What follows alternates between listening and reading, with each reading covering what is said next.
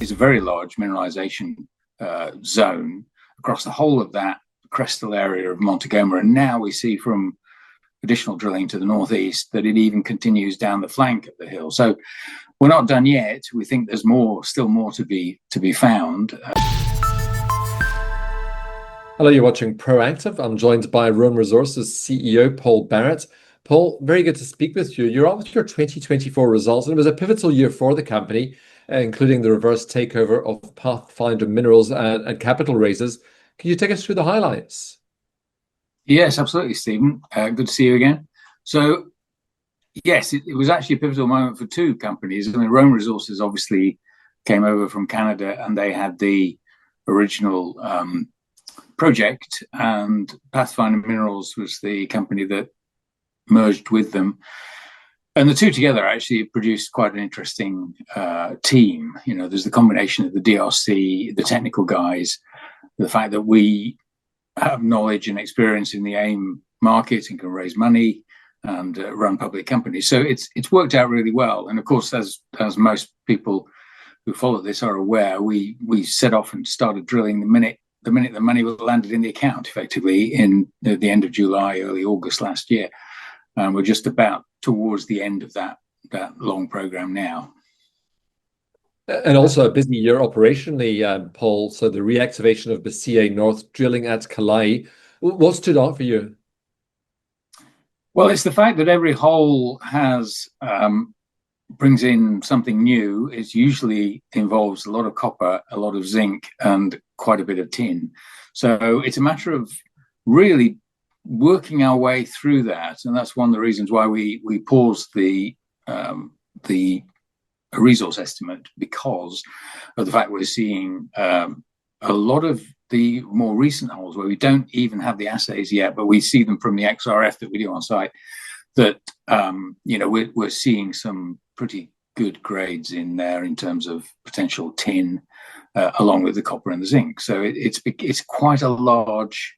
In fact, it's a very large mineralization zone across the whole of that crestal area of Montagoma. And now we see from additional drilling to the northeast that it even continues down the flank of the hill. So we're not done yet. We think there's still more to be found, but we're going to pause and then bank what we have with the assays that we get, just to see what our next steps will be, second part of the year.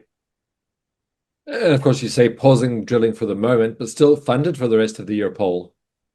That's right. Well, we've just gone through the audit, so that's part of the going concern issues in there. Is how much money do you have, and will you still be around next year? And the answer is yes. So we'd certainly, with pausing the drilling program, we go on a care and maintenance basically for the site. So the costs come right down. The helicopter goes off, and so we will be ready if that's what we decide to go back and do a little more drilling in September. We're definitely funded for that. So yes.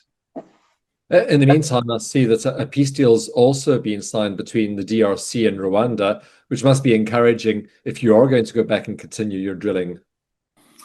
That's right. So it's encouraging on two levels, actually. Firstly, it would be nice if after all these decades of fighting, finally there is a solution. But on the commercial side as well, it's interesting that the US is coming in. The US and Qatar brokered the agreement, and it's really interesting that they're coming in. US companies will be invited to take mineral leases and to do some work there. So that helps the commercial environment, the confidence in the commercial environment going forward. So yeah, two things there. Hopefully that'll all work out. And of course, being positioned right next to Alphamin must also help the confidence, Paul. Well, it does. There's always Alphamin came back the same time we did after that short break, and have been exporting full on ever since.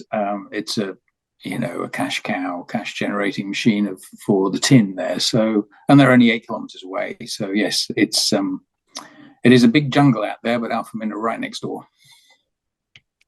So what lies ahead then for the remainder of 2025, Paul, as you look towards that maiden resource estimate? So we've got a number of holes that are in transit, or the samples rather, are in transit to Johannesburg to the lab at ALS. So we'll get the assays coming over the next month, 6 weeks, that kind of thing. We've sent the metallurgical samples off to the lab in Canada, so that work will continue in the background. And it'll all come together in early September when we put that together with everything that MSA have done so far on the resource estimate, and put out the numbers, and then decide what to do. I think the reality is we probably would like a couple of deep holes in Kalai to prove the extension of the mineralization chute down towards the south, and also possibly more stepping out on the eastern flank of Montagoma. So there's always work to do, and it's success based. It's always an iterative process. You get a hole and you want to chase what you found. So yeah, that's probably what we'll do. Well, I hope you'll continue to keep us posted with your progress. Thank you very much for speaking with us today. Thanks, Steve. Paul Barrett, the CEO of Rome Resources.